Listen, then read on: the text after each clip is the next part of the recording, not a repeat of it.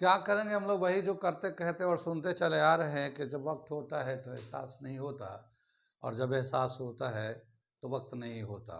मैं साबिर अली और आप देख रहे हैं ILC से अली क्लासेस, जो अलीगढ़ बेस्ड नीट जेई का रेजिडेंशियल कोचिंग क्लास है। साथ ही AMU जामिया और दूसरी यूनिवर्सिटी के दूसरे एंट्रेंस की भी तैयारी कराते हैं, जैसे 9th 11th diploma, BSc nursing, CET, paramedical वगैरह वगैरह तैयारियाँ होती हैं। तो वो लोग, जो लोग तैयारी करना चाहते हैं, वो कांटेक्ट कर सकते हैं। ऑफलाइन ऑनलाइन दोनों ही मोड अवेलेबल है। ऑफलाइन में बच्चे अपने आके यहाँ तो कर लेते हैं, लेकिन ऑनलाइन एक बहुत ही अच्छा प्लेटफॉर्म है, जो अलीगढ़ के बाहर हिंदुस्तान के किसी भी जगह से या हिंदुस्तान के बाहर किसी कंट्री से भी जो लोग अलीगढ़ जामिया में एडमिशन के लिए एस्पिरेंट है, वो हमारे अलीगढ़ के क्वालिफाइड एंड एक्सपीरियंस टीचर के अंडर में अपने आप को तैयार कर सकते हैं कंपटीशन के लिए।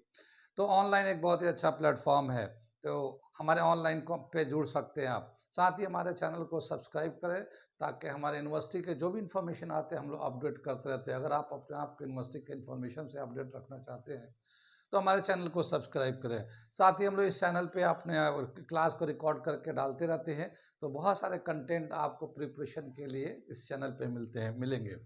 ठीक है, हम लोग कर रहे थे physics, system of particle and rotational motion, बहुत कुछ कर लिया हम लोग। आज हम लोग करेंगे, बहुत ही प्यारा टॉपिक है मोमेंट ऑफ इनर्शिया और उसके आगे, और यही टॉपिक वैसा है जो इस चैप्टर के लिए बहुत ही इंपॉर्टेंट है। ठीक है, ज़्यादातर चीज़ें इसी से बेस करते हुए आते हैं। तो आगे चलते हैं। मोमेंट ऑफ इनर्शिया मैं लिखता हूँ, समझाता हूँ क्या है, क्या करना है। ठीक, moment of inertia, moment of inertia क्या है? रोटेशनल इनर्शिया भी कहलाता है। इसी को हम लोग दूसरा एक टर्म लिखते हैं, रोटेशनल इनर्शिया।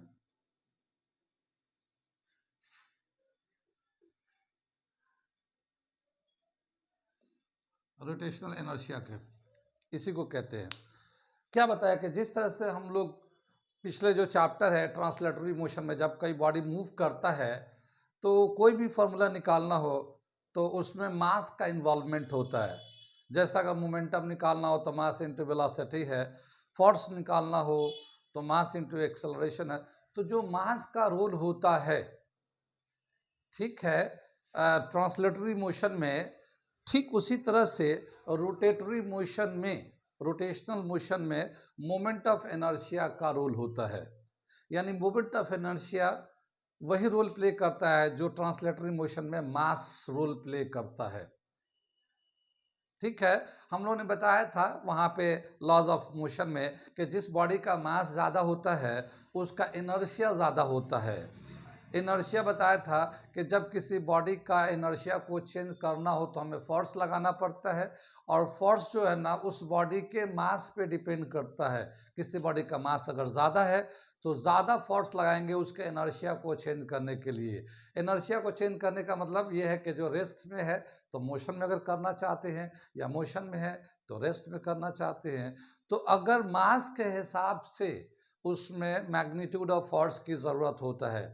अगर ज़्यादा मास होता है तो ज़्यादा फोर्स की ज़रूरत होती है इनर्शिया चेंज करने के लिए, और कम मास होता है तो कम इनर्शिया कम फोर्स लगता है इनर्शिया को चेंज करने के लिए। जैसे कि मैंने एक एग्जांपल वहाँ पे डिस्कस किया था कि अगर हम ट्रेन को रोकना चाहें तो रोक पाएंगे नहीं पाएंगे। ठीक है, तो फिर मैंने कहा कि आसानी से रोक ले, हम लोग तो हाथ से रोक लेंगे, और वो भी कौन सा ट्रेन? Plastic train. तो इस तरह से हमने बताया था। तो क्या बताया कि जो मास का रोल होता है ट्रांसलेटरी मोशन में, ठीक उसी तरह का रोल जो है मोमेंट ऑफ इनर्शिया का होता है रोटेटरी मोशन में। तो moment of inertia is equivalent to mass. ठीक है ना, रोटेटरी मोशन में moment of inertia, translatory motion में मास के बराबर होता है। अलग अलग बॉडी होते हैं, अलग अलग शेप के होते हैं, तो मोमेंट ऑफ इनर्शिया कितना होगा किसी बॉडी का, ठीक है, वो हम लोग मोमेंट ऑफ इनर्शिया निकालते हैं। तो पहले हम लोग मोमेंट ऑफ इनर्शिया को छोटा सा एक लाइन लिख देते हैं कि मोमेंट ऑफ इनर्शिया किसको कहेंगे। ठीक है, तो मैं एक लाइन लिखता हूं यहाँ पे। क्या बताया? The quantity which plays the same role as mass plays in translatory motion. Mass जिस तरह से ट्रांसलेटरी मोशन में प्ले करता रोल, ठीक उसी तरह से वो क्वांटिटी प्ले करता है, is called moment of inertia और rotational motion.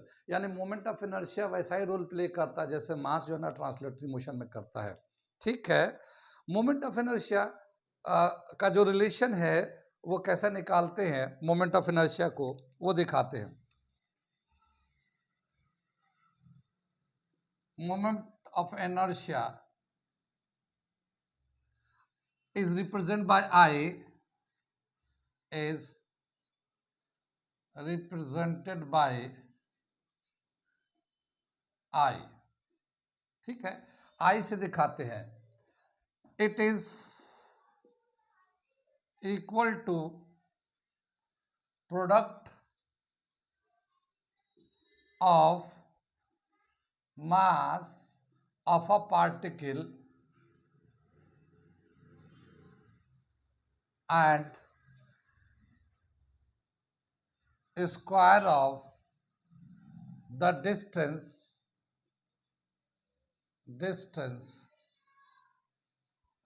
from axis of rotation.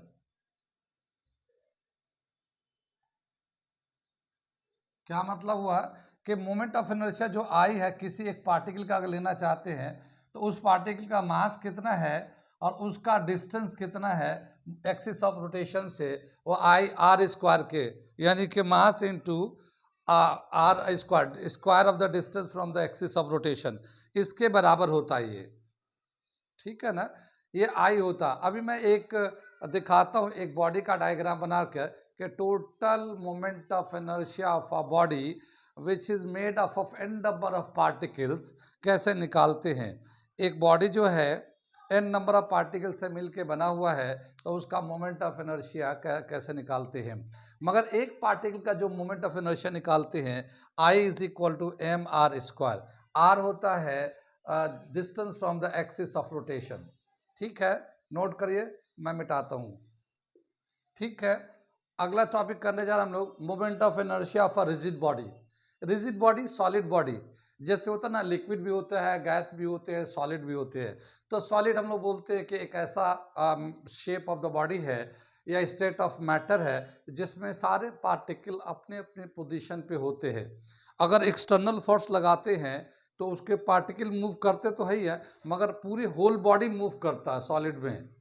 और अब पार्टिकल जो ना अपने अपने पोजीशन पे रहते हैं, पोजीशन नहीं बदलते. कितनी बात समझ में, ठीक है. तो ये एक हम लोग मान लेते हैं ये वाई एक्सिस है, ये एक्स एक्सिस है, और यहाँ पे एक सॉलिड बॉडी ले लिया, ठीक है.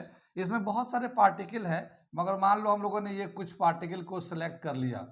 तो जैसे ये M1 है, ये है M1 है, ये M2 है, ठीक है, ये M3 है, ये M4 है, मान लो ये M4 है. और यहाँ से जो है ये जो बॉडी है ना यहाँ से बांध करके एक्सिस ऑफ रोटेशन से घुमा रहे हैं. तो मान लो M1 का जो डिस्टेंस है ये R1 है, M2 का जो डिस्टेंस है ये R2 है, M3 का डिस्टेंस R3 है, M4 का डिस्टेंस R4 है. और भी ऐसे बहुत सारे पार्टिकल से मिलके ये सॉलिड बना हुआ है. लेकिन हम लोग कुछ पार्टिकल लेते हैं कंसेप्ट को समझने के लिए. कितनी बात समझ में आई.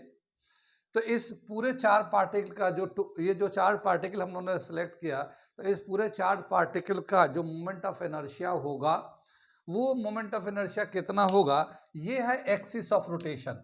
अगर हम लोग इस वाले एक्सिस से रोटेट करते हैं तो यानी इस सॉलिड को ऐसे ऐसे रोटेट कराते हैं अपने एक्सिस पे. रोटेशनल मोशन तो हमने पूरा पढ़ाया है पिछले टॉपिक में, उस पर जाके देखिएगा रोटेशनल मोशन किसको बोलते हैं, क्या क्या रिलेशन है. तो यहाँ पे देखते हैं total moment of inertia of masses M1, M2, M3 and M4 which are at a distance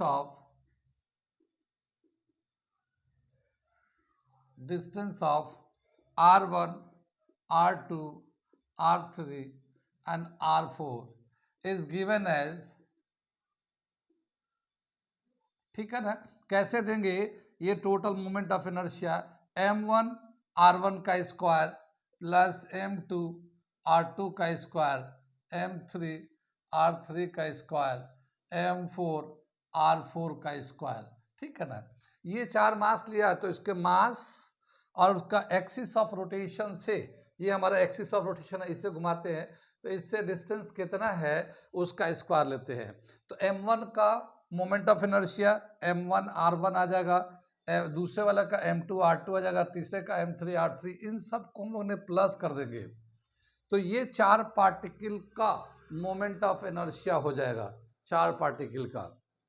अगर हम लोग मान ले कि ये पूरी बॉडी जो है ना n नंबर ऑफ पार्टिकल से मिलके बना हुआ है, n नंबर ऑफ पार्टिकल से मिलके बना हुआ है, तो इस पूरे बॉडी का मोमेंट ऑफ इनर्शिया कितना होगा।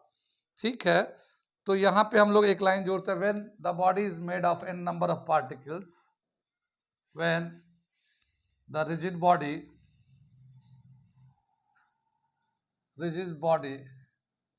is made up of n particles, then its moment of inertia will be, its moment of inertia is given as, कैसे लिखेंगे इसका मोमेंट ऑफ इनर्शिया, ये I होगा m1 r1 square, m2 r2 square, m3 r3 square, ये dot dot चलता रहेगा, सबको plus करते रहेंगे और लास्ट में mn rn स्क्वायर कर देंगे। ठीक है ना, तो अगर n नंबर ऑफ पार्टिकल से मिलके बना हुआ ये सॉलिड बॉडी, तो इसका मोमेंट ऑफ इनर्शिया इस तरह से निकालेंगे। कितनी बात समझ में? इसका जो है सभी का मोमेंट ऑफ इनर्शिया, ये पार्टिकल m1 का है, I1 होगा, I2 होगा, I3 होगा, तो इन सब को जब सम कर देंगे, तो जब बहुत सारे टर्म को सम करते हैं तो हम लोग सिग्मा से निकालते हैं, तो क्या दिखाते हैं, ये moment of inertia I is equal to sigma mi ri square, ये एक तरीका दिखाने का, सारे मास को प्लस कर दिया और ये डिस्टेंस को, सारे डिस्टेंस को प्लस कर दिया सिग्मा, तो सिग्मा जो है ये ऐसे आ जाता, सिग्मा mi ri स्क्वायर, तो ये मोमेंट ऑफ इनर्शिया हो जाता है। ये लिखने का तरीका, पूरे बॉडी का moment of inertia I is equal to sigma mi ri square, यानी सारे पार्टिकल का जितना मोमेंट ऑफ इनर्शिया होता है उन सब को प्लस कर देंगे तो टोटल रिजिड बॉडी का मोमेंट ऑफ इनर्शिया हो जाएगा ये। ठीक है, ये समझ में बात आ गए, यहां तक समझ में आए ये। आगे चलते हम लोग, आगे दे रखा कि मोमेंट ऑफ इनर्शिया किन किन पैरामीटर्स पे डिपेंड करते हैं, मोमेंट ऑफ इनर्शिया किन किन पैरामीटर पे डिपेंड करते हैं, वो करने जा रहे हैं। इसमें समझ में आ रहा है ये? हाँ, नोट कर लीजिए, इसको मिटाते हैं। ठीक है ना, ये कोई बॉडी है, उसका अगर मोमेंट ऑफ इनर्शिया निकालने जा रहा है तो कौन कौन से पैरामीटर है या कौन कौन से फैक्टर जिस पे वो डिपेंड करता है। तो सबसे पहले बताया कि वो जो कोई भी बॉडी है उसका मास कितना है, कम है, ज़्यादा है, कितना मास है, उस पर डिपेंड करता है। तो क्या दिखाएंगे, पहला जो पॉइंट दे रखा है, moment of inertia of a body depends upon 1 mass of the body,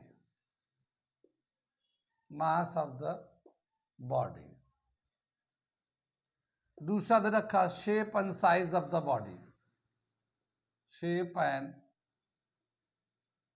size of the body, कैसा शेप है, कैसा साइज है। इसी तरह से दे रखा axis of rotation of the body, ठीक है, distribution of mass,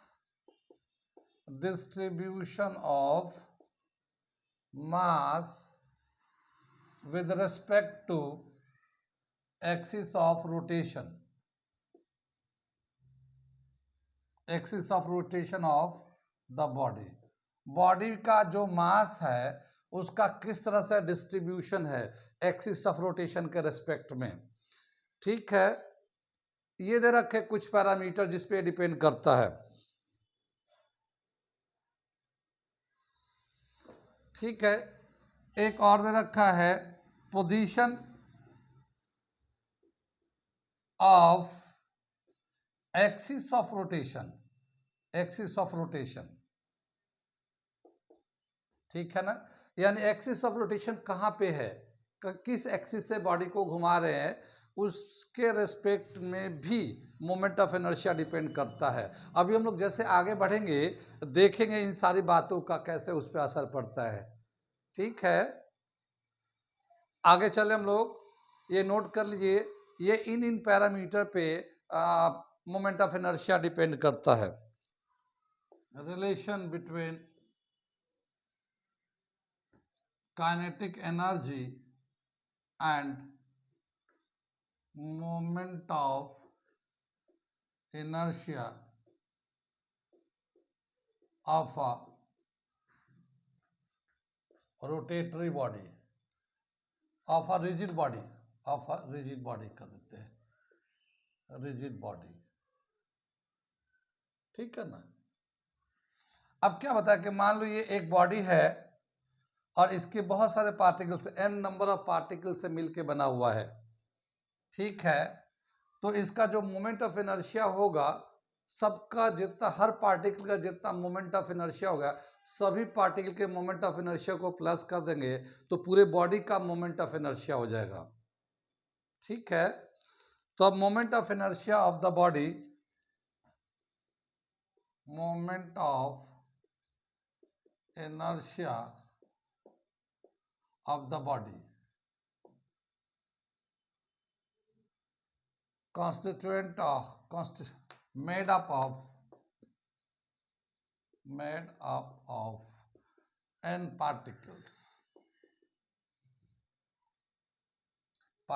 is given as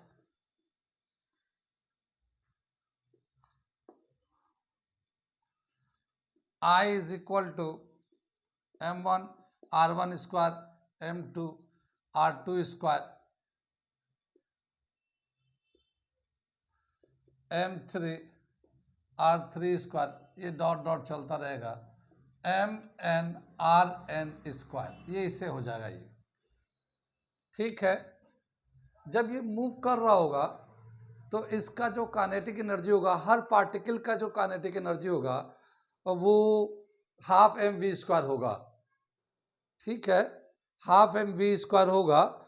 और हर पार्टिकल का जब टोटल काइनेटिक एनर्जी, पूरे बॉडी का काइनेटिक एनर्जी निकालना चाहेंगे तो सभी पार्टिकल के काइनेटिक एनर्जी को प्लस कर देंगे तो पूरे बॉडी का काइनेटिक एनर्जी हो जाएगा वो, ठीक है। So kinetic energy of the body which is made up of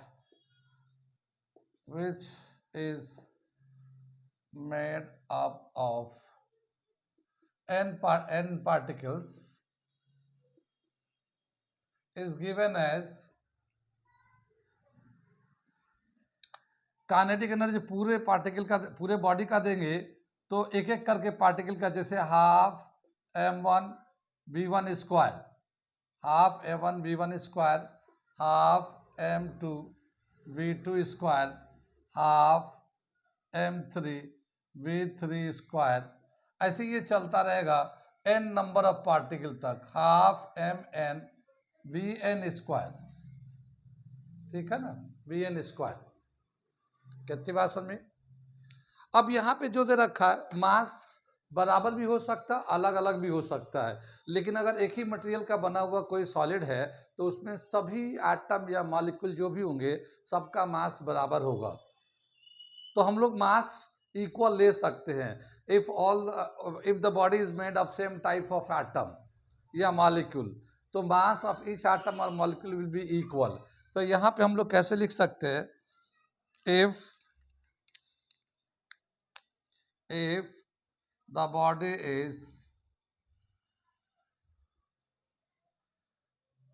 is made up of identical particles, mass will be same, तो इनमें आइडेंटिकल होगा तो मास सेम हो जाएगा। तो क्या हो जाएगा, हम लोग लिख सकते हैं kinetic energy is equal to half m v1 square half m v2 square, ठीक है ना, ऐसे ही चलता रहेगा, half m v n square, mass of n ये वी एन स्क्वायर। कितनी बात सुन में? ये जो वेलोसिटी है इसको अगर हम लोग एंगुलर वेलोसिटी से रिलेट कराते हैं तो इसका एक रिलेशन है, पीछे किया गया है, velocity v is equal to r omega, ठीक है, ये r है रेडियस और ये ओमेगा है एंगुलर वेलोसिटी। तो वेलोसिटी को अगर हम लोग चेंज करना चाहेंगे तो आर ओमेगा स्क्वायर करेंगे, तो आर ओमेगा से रिप्लेस करेंगे। कितनी बात सुन में?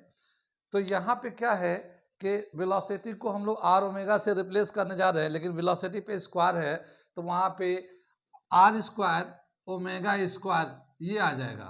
कितनी बात समझ में आई?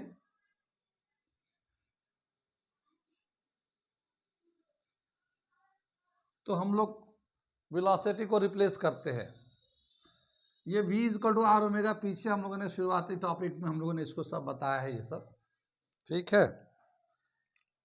क्या दे रखा? Kinetic energy is equal to half M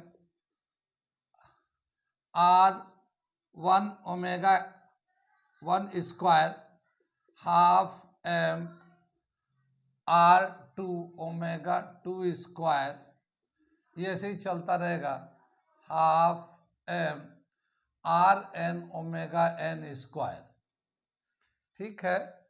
यहाँ पे जब ओमेगा जो होता है ना एक एंगुलर वेलोसिटी होता है, और एंगुलर वेलोसिटी सभी पार्टिकल के इक्वल होते हैं, क्योंकि जब कोई बॉडी को, जैसे मान लो एक बॉडी को हम लोग सर्किल में मूव कराते, इस बॉडी को अगर सर्किल में बांध के मूव कराते हैं, अभी यहाँ पे है तो इस वाला ये एक्सिस ऑफ रोटेशन है ये, तो इस एक्सिस के अलोंग हम लोग एंटी क्लॉकवाइज में घुमा रहे हैं, तो ये पार्टिकल ये पार्टिकल ये पार्टिकल ये पार्टिकल कितने भी पार्टिकल हो, अगर यहाँ पे है तो सबके लिए अभी एंगल जो है ना जीरो काउंट होगा।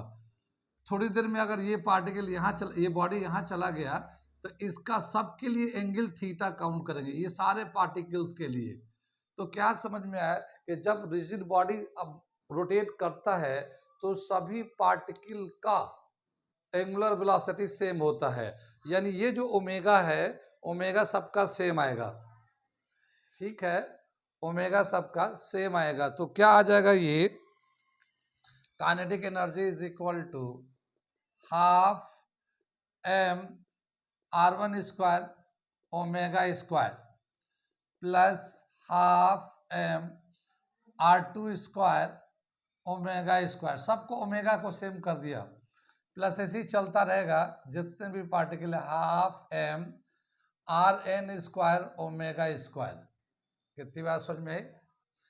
ये जो ओमेगा है सब में कॉमन ले लेंगे तो काइनेटिक एनर्जी का फॉर्मूला हो जाएगा हाफ एम, ये ओमेगा स्क्वायर को पहले बाहर निकाल लेते हैं, ओमेगा स्क्वायर, तो ये क्या जगह half m r one square, ठीक है। ये हाफ सब में हाफ भी कॉमन है तो हाफ भी बाहर निकाल लेते हैं, ठीक है, m1 r1 स्क्वायर, तो यहाँ और ये बचेगा m2 r2 स्क्वायर, ऐसे ही चलते चलते m आर एन स्क्वायर, ये आ जाएगा हमारा। कितनी बात सुन में? और ये जो है एक पार्टिकल का मोमेंट ऑफ इनर्शिया हो गया, ये दूसरे पार्टिकल का मोमेंट ऑफ इनर्शिया, तीसरा चौथा ये एन पार्टिकल का मोमेंट ऑफ इनर्शिया हो गया, और सबको जब प्लस कर देंगे तो टोटल बॉडी का मोमेंट ऑफ इनर्शिया हो जाएगा। तो क्या कर सकते हैं हम, इसको चेंज कर सकते हैं, हाफ, ठीक है, ओमेगा स्क्वायर आई लिख सकते हैं हम लोग, या आई ओमेगा लिख देते हैं, इसको आई ओमेगा स्क्वायर लिख देते हैं। कितनी बात समझ में आई? आगे चलते हैं हम लोग, ये तक समझ में आ रहा है। ये आगे क्या दे रखा है कि यहाँ पे जो है अगर मान लो इस बॉडी का angular velocity 1 radian per second है, एंगुलर वेलोसिटी का यूनिट होता है रेडियन पर सेकेंड, तो अगर मान लो ओमेगा का वैल्यू 1 रेडियन पर सेकेंड है, if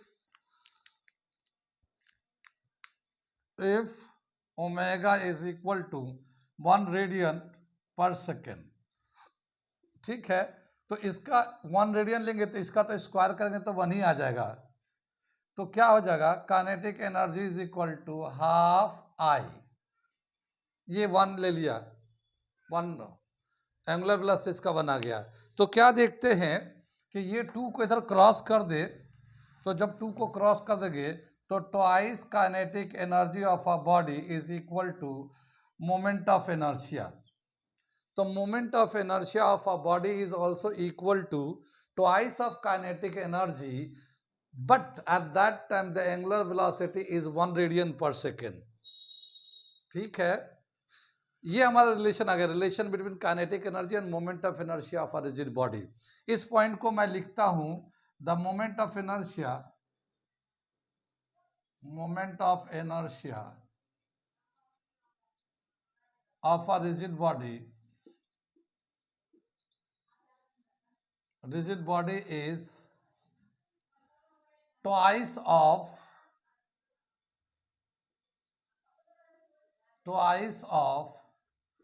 kinetic energy of the body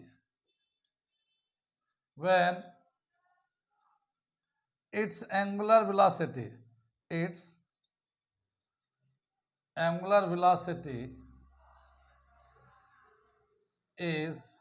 1 radian per second. ठीक है ना, 1 radian per second, 1 radian per second होगा तो उस वक्त मोमेंट ऑफ इनर्शिया उस बॉडी के काइनेटिक एनर्जी के डबल के बराबर होगा। तो ये दिया हमारा relation between kinetic energy and moment of inertia.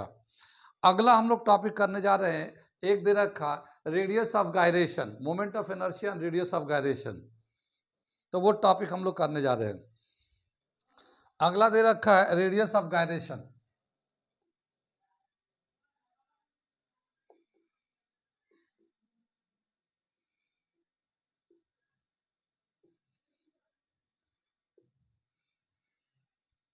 ठीक है, एक बॉडी लेते हैं, रिजिड बॉडी लेते हैं हम लोग इस तरह से, इसका एक्सिस ऑफ रोटेशन ये हम लोग ने एक्स एक्सिस है, ये वाई एक्सिस है, और ये सपोज कर देते हैं हम लोग ये m1 है, पोजीशन है इसका r1, m2 है, पोजीशन है इसका r2 है, ठीक है, m3 है, पोजीशन r3 है, m4 है, पोजीशन है इसका r4 है।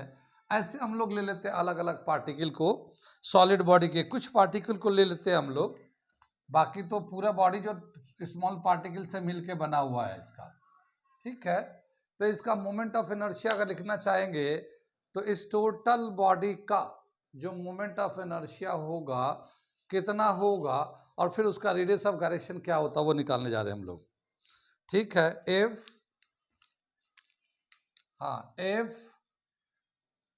the rigid body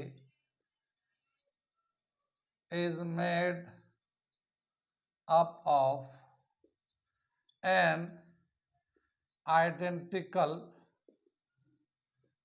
particles, then the moment of inertia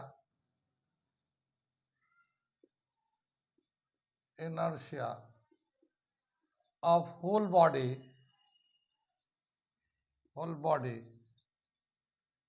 is given as,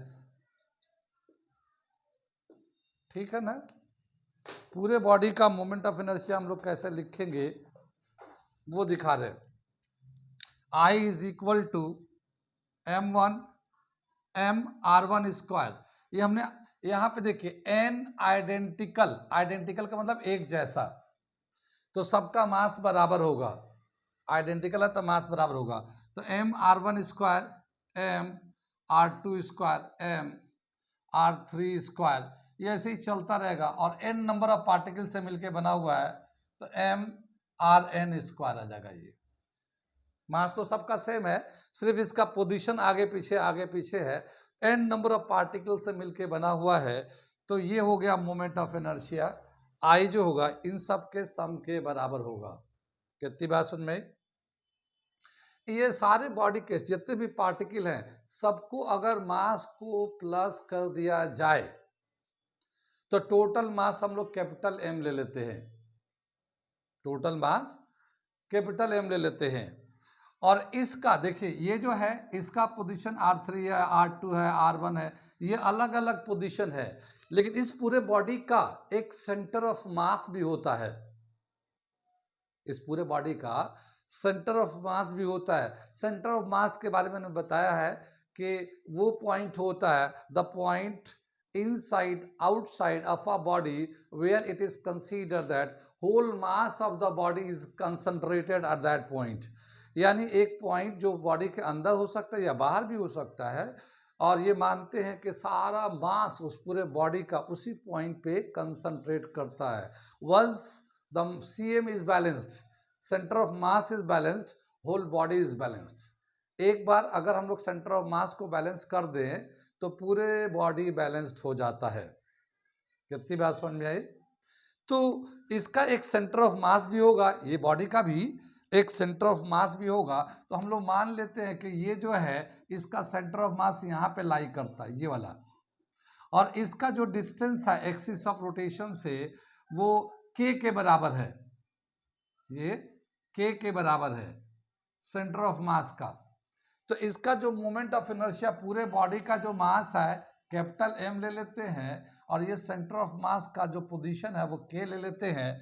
तो इस मोमेंट ऑफ इनर्शिया को हम लोग लिख सकते हैं mk स्क्वायर, mk स्क्वायर। ठीक है, ये बताइए कितना समझ में है? जैसे एक पार्टिकल है ना, पार्टिकल का एक मोमेंट ऑफ इनर्शिया क्या होता है? Mass into square of the distance from the axis of rotation. तो mr1 square, m2 r2 square सबका निकाल रहे हैं। अब ये पूरे बॉडी का ये सेंटर ऑफ मास यहाँ मान लेते हैं, तो पूरा बॉडी का मास तो m हो गया, और इस सेंटर ऑफ मास का एक्सिस ऑफ रोटेशन से k डिस्टेंस है, तो ये mk स्क्वायर I की जगह पे लिख दिया। ठीक है, और बाकी हम लोग लिखते हैं m r1 square m R2 square m R3 square, इसको चलते चलते ये m RN स्क्वायर, ये ऐसे हम लोग ले लिया। इसमें मास सबका इक्वल है तो मास को कॉमन ले लेते हैं, और n से मल्टीप्लाई n से डिवाइड करते हैं। इसमें टोटल नंबर ऑफ पार्टिकल कितना है? n का मतलब हो सकता है 10 पार्टिकल हो, 20 पार्टिकल हो, 50 पार्टिकल हो, 100 पार्टिकल से मिलके बना हो। तो n से हम लोग मल्टीप्लाई n से डिवाइड कर देते हैं। तो देखिए क्या लिखेंगे हम लोग, ये m को तो कॉमन निकाल लिया, n से मल्टीप्लाई कर दिया, तो ये जो ब्रैकेट में बचेगा हमारा R1 square, R2 square, R3 square, और ये चलते चलते ये RN स्क्वायर, ये तो ऊपर हो गया, और n से हम लोगों ने मल्टीप्लाई किया तो n से डिवाइड भी कर दिया, ये आ गया mk स्क्वायर। ये कितना समझ में आया? हम लोगों ने n नंबर ऑफ पार्टिकल था तो n से मल्टीप्लाई भी कर दिया, n से डिवाइड भी कर दिया। ठीक है, तो एक पार्टिकल का मास जितना भी हो, जैसे मान लो एक पार्टिकल 2 ग्राम का है और ऐसे 200 पार्टिकल हैं, तो 2 ग्राम को 200 से मल्टीप्लाई कर दो, 400 ग्राम का मास हो जाएगा। तो ये जो है ना टोटल मास हो जाएगा, m into n total mass हो जाएगा। तो हम लोग क्या लिखेंगे, mk square is equal to m upon n, और ये ब्रैकेट में आएगा R1 square, R2 square, RN square. ठीक है ना? अब ये m से m कैंसिल हो जाएगा, ये m से m कैंसिल हो जाएगा, तो ये k जो आएगा k square is equal to R1 square, R2 square, R3 square, ये dot dot dot dot dot RN square upon n आ गया है। ये इस तरह से n नीचे वाला ये आ गया, और इसका स्क्वायर हटाएंगे तो ये रूट आ जाएगा, तो k को हम लोग लेंगे, ये रूट आ जाएगा R1 square, R2 square, R3 square. ठीक है ना? डॉट डॉट डॉट RN आ जाएगा, अपॉन n आ जाएगा, और इस k को बोलते हैं, this k is called radius of gyration, radius of gyration. कितनी बात समझ में? k को बोलते हैं रेडियस ऑफ गायरेशन। कहाँ कहाँ समझ में आया, कहाँ कहाँ नहीं आया? आ गया समझ में? नोट करिए, मैं रेडियस ऑफ गायरेशन का एक लिटरल डेफिनेशन लिख देता हूँ, एक लिटरली तौर पे क्या कैसा डिफाइन करेंगे वो मैं लिख देता हूँ, इसे नोट कर लीजिए। कैसे डिफाइन करते हैं हम लोग रेडियस ऑफ गायरेशन के? Radius of gyration of a body, of a rigid body is defined as root mean square value of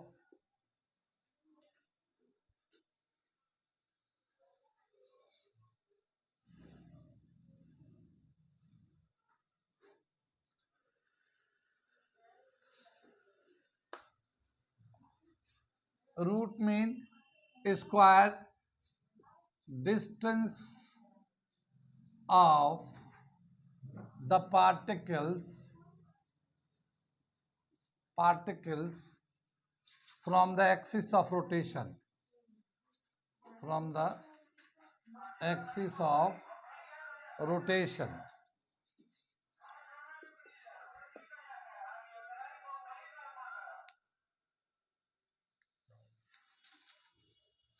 ठीक है। के का जो ये बताया, देखिए के का क्या है, ये रूट डाला है तो ये लिखा है रूट, क्या रूट, और ये n से डिवाइड किया तो मीन हो गया किसी भी ऑब्जर्वेशन, तो रूट है ये, और ये n से डिवाइड किया तो मीन हो गया, तो रूट मीन स्क्वायर डिस्टेंस, ये स्क्वायर है ना, और ये डिस्टेंस का स्क्वायर है, तो square distance of the particles from the axis of rotation, is called radius of gyration.